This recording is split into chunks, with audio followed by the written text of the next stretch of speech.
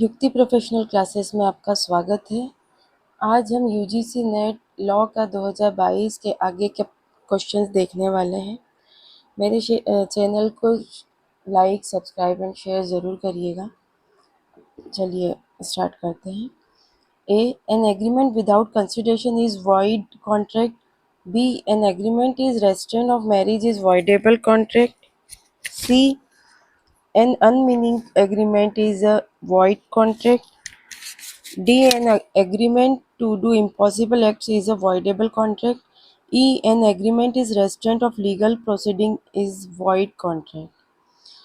बिना प्रतिफल का करार एक शून्य संविदा है। विवाह को रोकने संबंधी करार एक शून्य करणीय संविदा है।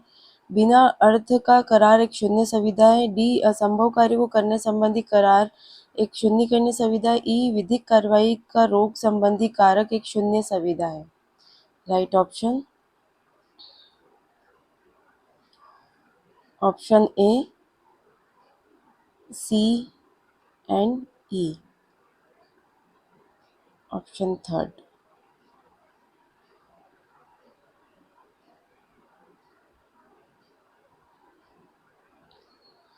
Freedom of trade, commerce and intercourse is covered in Article 301. B, restriction on legislative power of the Union and State with regard to trade and commerce and covered in Article 302. C, power of Parliament to impose restriction on trade, commerce and intercourse is covered in Article 302. D, restriction on trade, commerce and intercourse among states are covered in Article 304. E, appointment of authority for carrying out the purpose of Article 301 to 304 is entrenched in Article 306. व्यापार, वाणिज्य एवं समागम की स्वतंत्रता अनुच्छेद 301 के अंतर्गत आती है। व्यापार एवं वाणिज्य से संबंधित संघ एवं राज्य की विधायी शक्तियों पर निर्बंधन अनुच्छेद 302 के अंतर्गत आते हैं। व्यापार, वाणिज्य एवं समागम पर निर्बंधन आरोपित करने की संसद की शक्ति अनुच्छेद 302 के अंतर्गत आती है। डी, राज्यों के बीच व्यापार, वाणिज्य एवं समागम पर निर्बंधन अनुच्छेद 304 के अंतर्गत आता है। ई, अनुच्छेद 301 से 304 के उद्देश्य के संचालन हेतु प्राधिकारी की नियुक्ति अनुच्छेद 306 में है। राइट ऑप्शन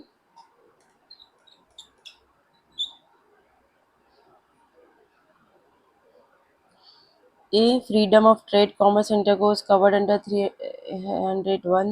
C, आर्टिकल 302 में रेस्ट्रिक्शन इम्पोज किया है जो।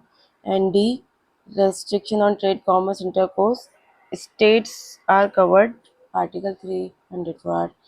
So right option is option third. Next is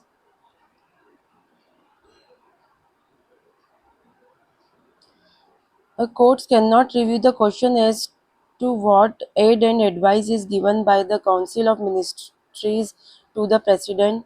B, the question of aid and advice by the Council of Ministers is justifiable issues. C, Article 14 cannot be invoked against discrimination made by constitutional provision. D, the question of aid and advice by the Council of Ministers is a non-justifiable issue. E, Article 14 can be worked against discrimination made by constitutional provision. ए, राष्ट्रपति को परिषद द्वारा जो सहायता और सलाह दी जाती है उस प्रश्न का पुनरीक्षण न्यायालय नहीं कर सकती है। बी, मंत्रिपरिषद का सहायता और सलाह का प्रश्न न्यायालय के विचार योग्य मुद्दा है। सी, संवैधानिक उपबंधों द्वारा किए गए विभेद के विरुद्ध अनुच्छेद 14 का आह्वान नहीं किया जा सकता है। डी, मंत्रिपरिषद का सहायता और सलाह का प्रश्न न्यायालय के गैर विचारणीय मुद्दा है। ई, संवैधानिक उपबंधों द्वारा किए गए विभेद के विरुद्ध अनुच्छेद 14 का प्रयोग किया जा सकता है। राइट ऑप्शन ए, राष्ट्रपति को मंत्रिपरिषद द्वारा जो सहायता सलाह दी जाती है पुनरीक्षण न्यायालय नहीं कर सकता है। सी, संवैधानिक उपबंध द्वारा किए गए विभेद के विरुद्ध अनुच्छेद 14 का आह्वान नहीं किया जा सकता है। एंड डी, मंत्रिपरिषद का सहायता और सलाह का प्रश्न न्यायालय के गैर विचारणीय मुद्दा है। तो right option option second. The institution of ombudsman was first developed in. तो ये स्वीडन जो लोकपाल संस्थान है पहली बार निम्नलिखित देशों में से कहाँ विकसित हुआ है। ये स्वीडन में हुआ है। Option 4।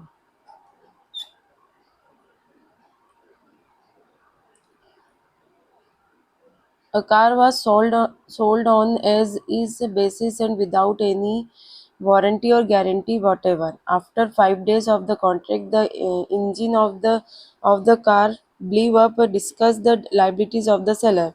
He is liable for the damages due to the doctrine of fundamental breach of standard form of contract. Second, the seller is not liable because the car was sold on as is basis and without any warranty or guarantee. Third, the buyer should take care if he buys a second-hand car. Fourth, under standard form contract in this case, contributory negligence is applicable. अम, एक car अपने यथास्थिति के आधार पर बिना किसी warranty अथवा guarantee के बेची गई। संविदा के 5 दिन उपरांत कार के इंजन में विस्फोट हो गया। विक्रेता की देयता पर विचार कीजिए। संविदा के मानक स्वरूप के मौलिक उल्लंघन के सिद्धांत के कारण विक्रेता की क्षतिपूर्ति हेतु जिम्मेदार है। दूसरा, विक्रेता जिम्मेदार नहीं है क्योंकि कार यथास्थिति आधार पर बेची गई थी और बिना किसी वारंटी अथवा गारंटी के बेची गई थी। थर्ड, क्रेता को इस बात का ध्यान रखना चाहिए क्योंकि वह पुरानी कार खरीदा है। फोर्थ, इस मामले में संविदा के मानक स्वरूप के अंतर्गत योगदायी उपेक्षा अनुप्रयोज्य होगी। Right option option first. संविदा के मानक स्वरूप के मौलिक उल्लंघन के सिद्धांत के कारण विक्रेता की क्षतिपूर्ति हेतु जिम्मेदार है। मतलब सेलर लाइबल है डैमेजेस के लिए doctrine of fundamental breach of standard form of contract के बेसिस पे।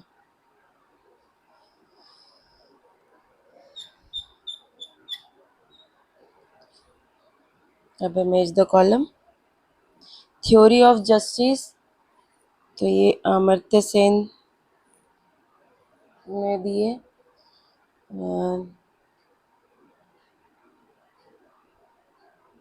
Sorry,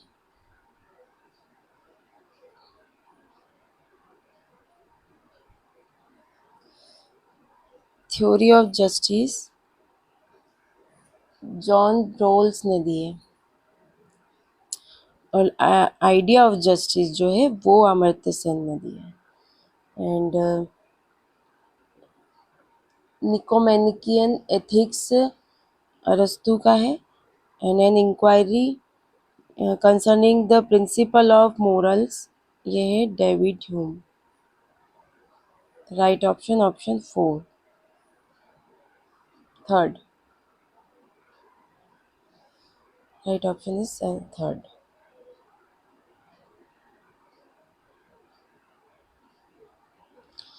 Assertion that nothing is an offense which is done in exercise of right of private defense, and reason is Z is carried off by a tiger, fires at the tiger knowing that the shoot may kill Z. He should give Z a mortal wound. A has not committed any offense. अभिकथन ए, व्यक्ति की रक्षा हेतु किए गए अधिकार के प्रयोग में कुछ भी अपराध नहीं है। आर, जेड को बाघ उठा ले जाता है यह जानते हुए कि शॉट से जेड मर सकता है। ए ने बाघ पर फायर किया, उसके शॉट ने जेड को प्राणघातक घाव दिया। ए कोई अपराध नहीं किया है। राइट ऑप्शन ए सही है लेकिन आर सही नहीं है।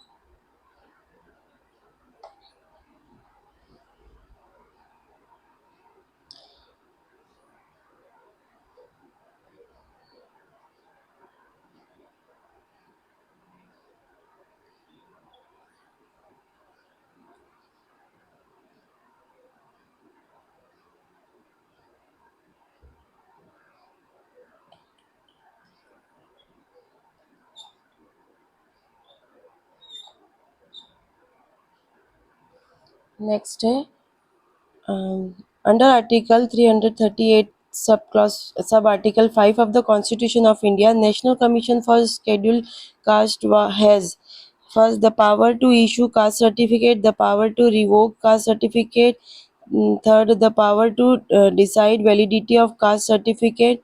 Fourth, no power to issue or revoke certificates and has no power to decide upon the validity of caste certificate. भारतीय संविधान के अनुच्छेद 338(5) के अंतर्गत राष्ट्रीय अनुसूचित जाति आयोग का अधिकार क्षेत्र है। जाति प्रमाण पत्र जारी करने का अधिकार, प्रमाण पत्र रद्द करने का अधिकार, उसकी वैधता विनिश्चय करने का अधिकार। फोर्थ, न तो उसके पास उस जाति प्रमाण पत्र को जारी करने रद्द करने का अधिकार है, न ही जाति प्रमाण की वैधता निश्चित करने का अधिकार है। तो राइट ऑप्शन ऑप्शन 4, उसके पास नहीं है, कोई ऐसी पावर नहीं है।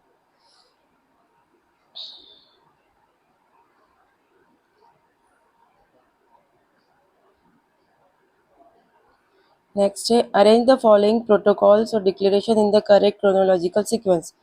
Kyoto protocol, Cartagena protocol on biosafety, Montreal protocol, Nagoya protocol and Rio declaration on environment and development. तो इसका हमको क्रोनोलॉजिकल सीक्वेंस बताना है कि कौन सा कब हुआ है। सॉरी, ये जो क्वेश्चन है ये एनटीए ने ड्रॉप कर दिया था, तो इसको नहीं देखना है।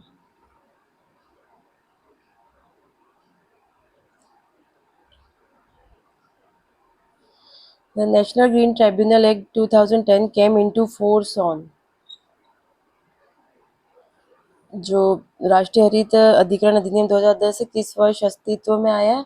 तो यह 18 अक्टूबर 2010 को आया था।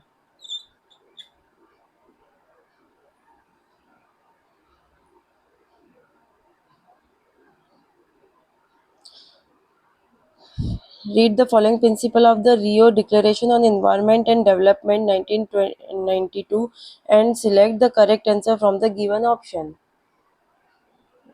A. Principle 1, human beings are at the center of concern for sustainable development. B. Principle 16, in order to protect the environment, the precautionary approach shall be widely applied by states according to their capabilities.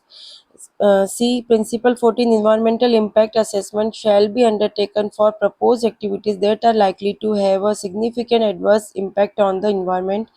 D. Principle 20, women have a vital role in environmental management and development. E. Principle 24, peace, development and environmental protection are interdependent and indivisible. पर्यावरण और विकास पर रियो घोषणा पत्र के निम्नलिखित सिद्धांतों को पढ़ें। सिद्धांत एक है, मनुष्य सतत विकास के केंद्र में है। सिद्धांत 16, राज्यों द्वारा अपनी क्षमता के अनुसार पर्यावरण के संरक्षण के लिए ऐतिहासिक उपागम का व्यापक रूप से अनुप्रयोग किया जाएगा। सिद्धांत 14, उन प्रस्तावित कार्यकलापों के लिए पर्यावरणीय प्रभाव का मूल्यांकन किया जाएगा जिनका पर्यावरण पर प्रतिकूल प्रभाव पड़ने की संभावना है। सिद्धांत 20, महिलाओं की पर्यावरण प्रबंधन और विकास में एक महत्वपूर्ण भूमिका है। सिद्धांत 24, शांति, विकास और पर्यावरणीय संरक्षण अंतर्निर्भर तथा अविभाज्य है। तो राइट ऑप्शन है ए, सिद्धांत 1, मनुष्य सतत विकास के केंद्र में है, एंड डी, सिद्धांत 20, महिलाओं की पर्यावरण प्रबंधन और विकास में एक महत्वपूर्ण भूमिका है।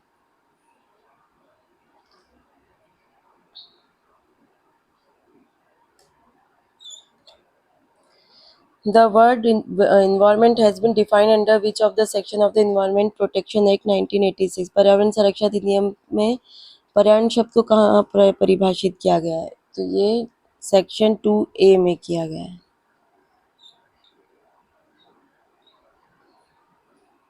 नेक्स्ट है, मैच द कॉलम है। Application of the act to electronic cheque and truncated cheque, ये दिया है सेक्शन 81A में। इलेक्ट्रॉनिक सिग्नेचर जो दिया है, इलेक्ट्रॉनिक सिग्नेचर हमको सेक्शन 3A में दिया है। सिक्योर्ड इलेक्ट्रॉनिक रिकॉर्ड जो दिया है वो सेक्शन 15 में ही दिया है। और validity of contract form through electronic means तो सेक्शन 10A में दिया है। Right option option second.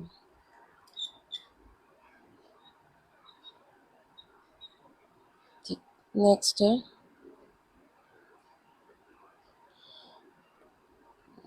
Match list one and with list two. तो voluntary causing grievous hurt by use of acid, ये दिया है section 326 A IPC. Voluntary throwing और attempting to throw acid, ये दिया है section 326 B IPC. Sexual harassment and punishment for sexual harassment, ये दिया है 354 ए आईपीसी। एंड स्टॉकिंग जो है वो दिया है 354 D IPC. Right option option first.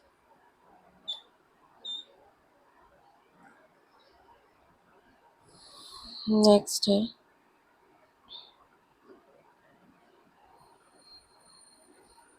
सॉलेमन versus सॉलेमन। इसमें जो डॉक्ट्रिन है वो डॉक्ट्रिन दी गई है कॉर्पोरेट पर्सनालिटी की। रॉयल ब्रिटिश बैंक वर्सेस टर्कंड तुर्कांद, ये दिया है doctrine of indoor management. Ashbery railway carriage and iron versus vehicle, इसको एशबरी केस भी बोलते हैं, ये दिया doctrine of ultra vires. And Vodafone international holding versus union of India, तो ये दिया है वोटिंग राइट से रिलेटेड है। तो ऑप्शन फोर इज राइट।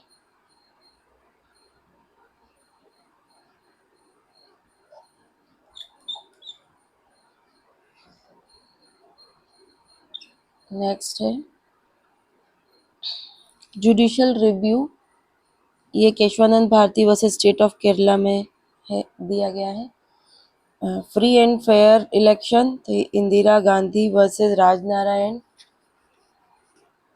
फिर balance between part 3 and part 4 of the constitution, Minerva mills limited versus union of India. और secularism जो है वो दिया S R Bommai versus union of India. Right option option second.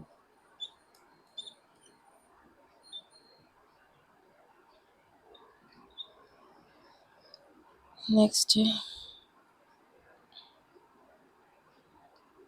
Doctrine of pith and substance, ये दिया है इसमें true nature and character of the legislation, इसका मीनिंग है। डॉक्ट्रिन ऑफ इंसिडेंटल इंक्रोचमेंट, तो ये a law is not invalid even though changed changed incidentally to another list. Doctrine of severability, the part of statute which is bad cannot be served from the rest. And doctrine of colorable legislation, ये दिया है what cannot be done directly cannot be done indirectly.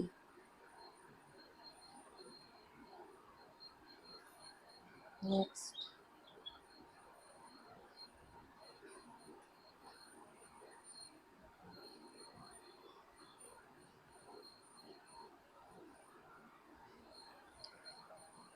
पहला है post modernism, the critical legal studies, source of law, Volksgeist, authority of a decision as a precedent, ratio descendancy, and analytical school, Grun norm.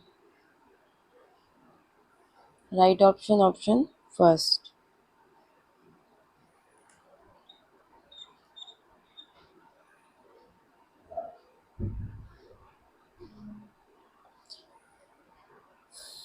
Next question है greenhouse effect means increase in atmospheric temperature due to the concentration of greenhouse. तो हरित गृह प्रभाव का तात्पर्य है, इस हमें मीनिंग बताना है डायरेक्ट। तो वातावरण में हरित गृह गैसों के संकेंद्रण के कारण वातावरणीय तापमान में वृद्धि। इन तो राइट ऑप्शन ऑप्शन फर्स्ट है।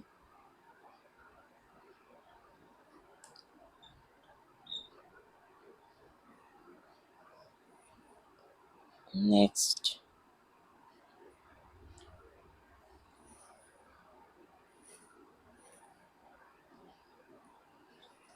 void marriage, ये सेक्शन 11 ऑफ हिंदू मैरिज एक्ट में दिया गया है।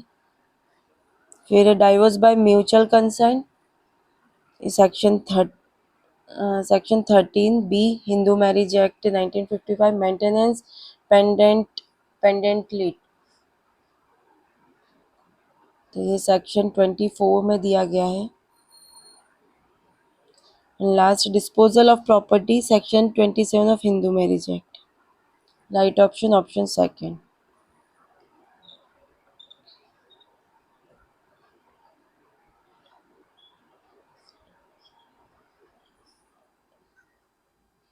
नेक्स्ट है मर्सी डॉग्स वर्सेस प्रोक्टर, तो ये वाइकेरस लाइबिलिटी से रिलेटेड है। Metropolitan asylum district versus hill, ये स्टेचुटरी अथॉरिटी से रिलेटेड है। निकोलस वर्सेस मार्सलैंड, ये act of God. And Holmes versus Mather, ये है इनविटेबल एक्सीडेंट। तो right option option A first.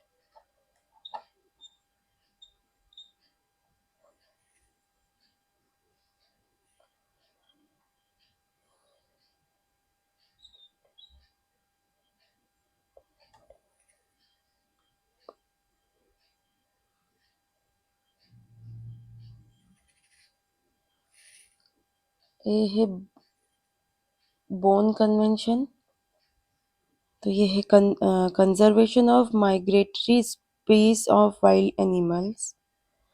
Vienna convention, तो ये protection of the ozone layer. Basel convention, तो ये है control of transboundary movement of hazardous waste and there disposal. And last है रोटरडेम convention, तो ये फोर्थ है इसका, prior informed consent procedure for certain hazardous chemical and pesticides in international trade. Right option option second.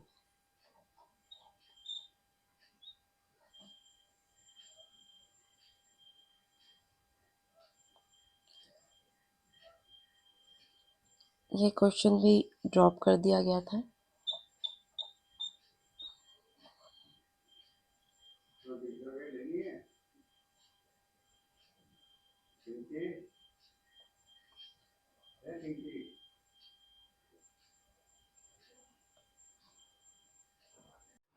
Arrange in chronological order the case law pertaining to cruelty under the Hindu Marriage Act 1955। Year wise हमको beginning से till the latest तक लाना है। तो A है Durga Prasanna Tripathi versus Arundhati Tripathi, B Bhagwat versus Bhagwat, C Praveen Mehta versus Indrajit Mehta, D Swapan Kumar Das versus Maya Rani Dutta, E Satyendra Kumar Gupta versus Kanchan Gupta and others. तो right sequence जो है, सबसे पहले भगवत वर्सेस भगवत, फिर प्रवीण मेहता, दुर्गा प्रसन्ना थर्ड पे, फोर्थ पे स्वप्न कुमार दास और फिफ्थ पे Satyendra Kumar. Right option option first.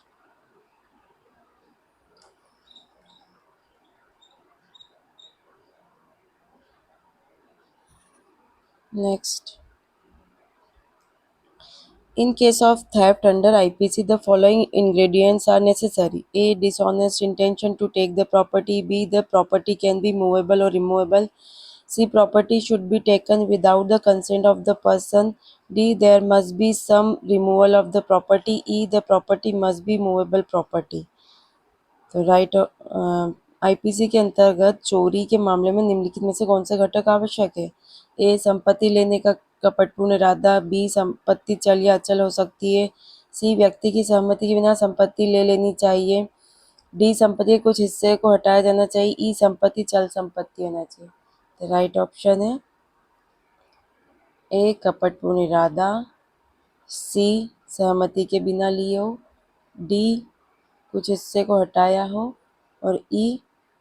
चल संपत्ति होना चाहिए। तो राइट ऑप्शन ऑप्शन थर्ड।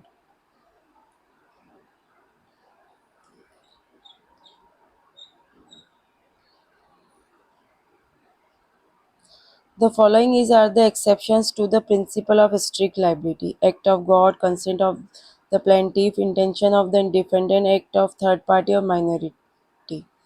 निम्नलिखित में से कौन से कठोर देयता के सिद्धांत के अपवाद होते हैं? देवीय कार्य, वादी की सहमति, प्रतिवादी का इरादा, तीसरे पक्ष का कार्य, अल्पसंख्यक। राइट ऑप्शन है देवीय कार्य, वादी की सहमति एंड तीसरे पक्ष का कार्य। Right option option second.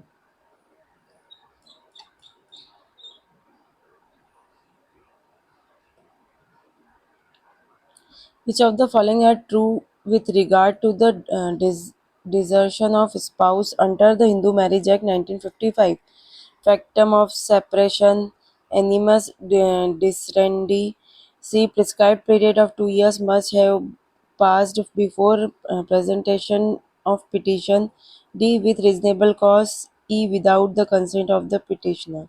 निम्नलिखित में से कौन सा हिंदू विवाह अधिनियम 1955 के अंतर्गत पति या पत्नी के अभित्यजन त्यागने के बारे में सही है? अलगावता तथ्यात्मक आधार है। एनिमस डेसेंडाइड अभित्यजन का इरादा। सी. याचिका प्रस्तुत करने से पूर्व 2 वर्ष की निर्धारित अवधि पूरी होनी चाहिए। डी. समुचित कारण से। ई. याचिकाकर्ता की सहमति के बिना। Right option A. अलगावता तथ्यात्मक आधार है। बी. अभित्यजन का इरादा। सी. याचिका प्रस्तुत करने के पूर्व 2 वर्ष की निर्धारित अवधि पूरी होनी चाहिए। यानी ई. याचिकाकर्ता की सहमति के बिना। Right option option third.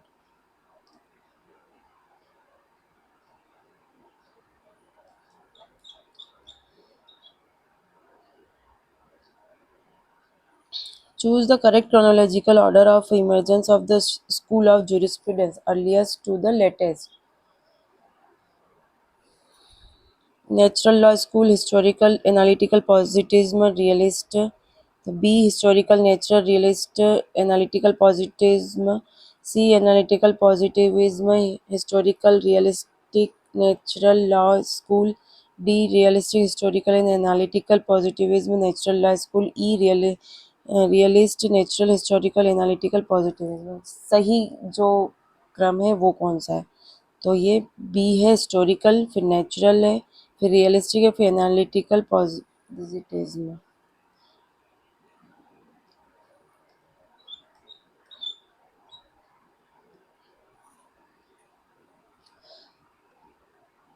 Next है choose the correct chronological order to juries from the earliest to the latest. तो इसमें भी जो है right option Bentham, Austin, Pound और होल्म्स। तो ऑप्शन सी जो है means option third is correct.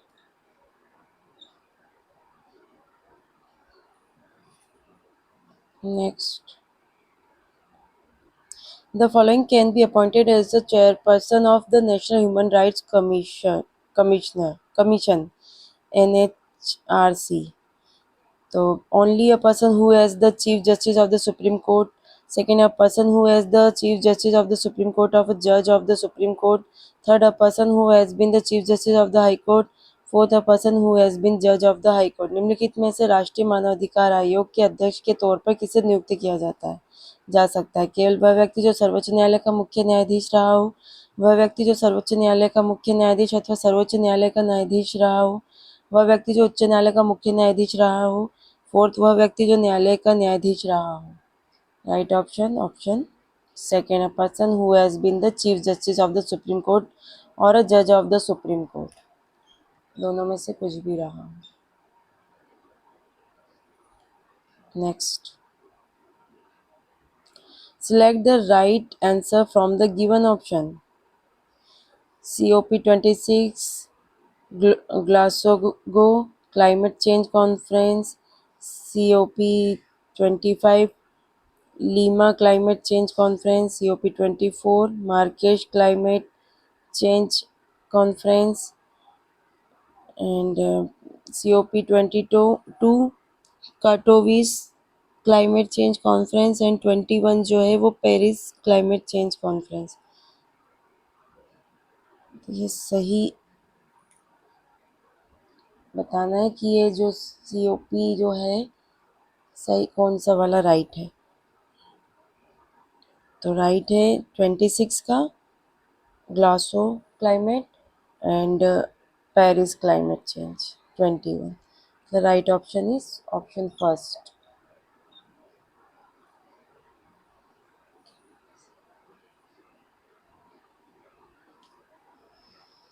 Next assertion A. A bigamous marriage is void under the Hindu law. Are a child born out of void marriage is legitimate child of the parents. शून्य विवाह से उत्पन्न बच्चा अपने माता पिता का ए हिंदू विधि के अंदर द्विविवाही विवाह शून्य है और रीजन है शून्य विवाह से उत्पन्न बच्चा अपने माता पिता का धर्म संतान है।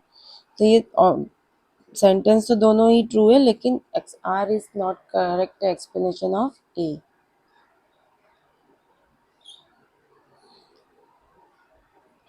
नेक्स्ट है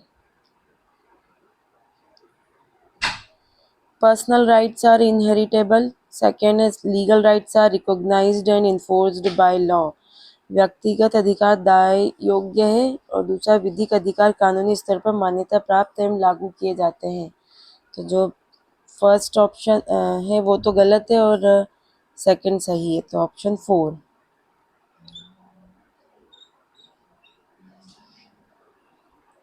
नेक्स्ट है Assertion A. The ex post facto law or law which avoided and punished an act that had been lawful when done. Reason है imposing or increasing a penalty with retrospective effect for violation of a taxing statute does not infringe Article 20 sub Article 1. अभिकथन ए है कार्योत्तर विधि का वह विधि है जिसमें कृत्य कारित किए जाने के समय वाले कृत्य को शून्यकृत और दंडित किया जाता है। रीजन है कर लगाने वाले कानून के उल्लंघन के लिए सर्वव्यापी प्रभाव से किसी अर्थदंड को अधिरोपित करना अथवा उसमें वृद्धि करना अनुच्छेद 20(1) का उल्लंघन नहीं है। Right option third A is true but R is false.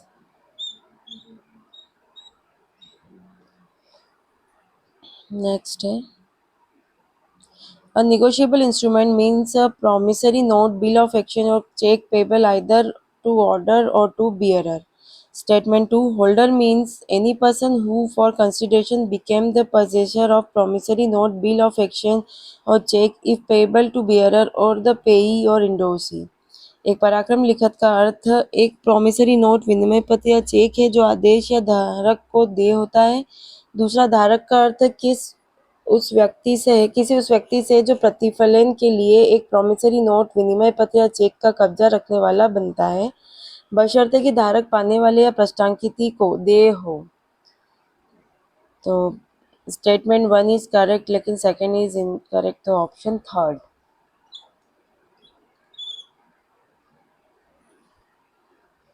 Next है स्टेटमेंट एक फर्स्ट है childless stepmother is entitled to claim maintenance under the Hindu Adoption and Maintenance Act 1956.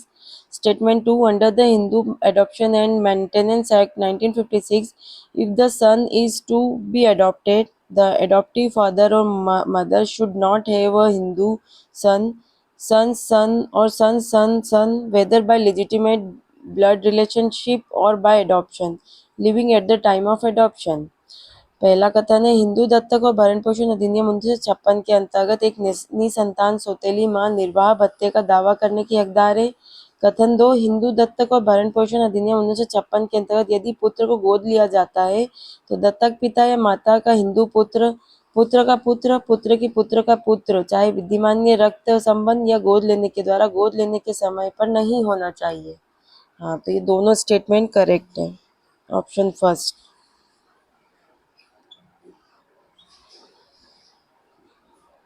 Next,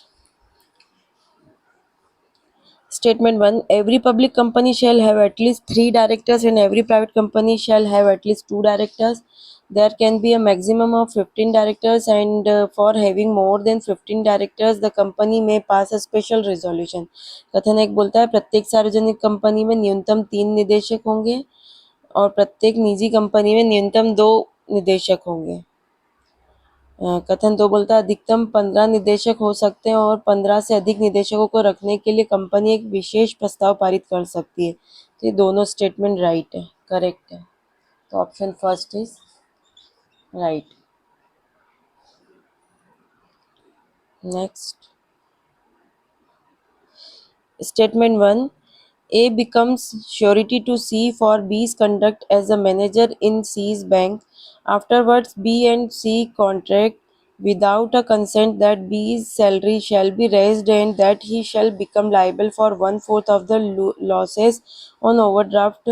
B allows a customer to overdraft and the bank loses sum of money. Statement 2. A is liable to make good the loss as he is surety to C for B's contract. कथन एक बोलता है सी के bank में एक प्रबंधक के रूप में ए बी के आचरण के लिए सी का प्रतिभू बनता है। इसके बाद ए की सहमति के बिना बी और सी संविदा करते हैं कि बी के वेतन में वृद्धि की जाएगी और वो ओवरड्राफ्ट पर हानि के लिए 1/4 दायी होगा। बी एक ग्राहक को अधिक धनराशि लेना करता है, अलाउ करता है और बैंक को एक धनराशि की हानि होती है। कथन 2, ए हानि की पूर्ति के लिए दायी क्योंकि वह बी के आचरण के लिए सी का प्रतिभू है। तो पहला कथन तो सही है, फर्स्ट स्टेटमेंट तो राइट है, लेकिन सेकंड इज इनकरेक्ट है। तो ऑप्शन थर्ड इज राइट। तो आज के लिए इतना ही, मिलते हैं हम नेक्स्ट वीडियो में। Thank you.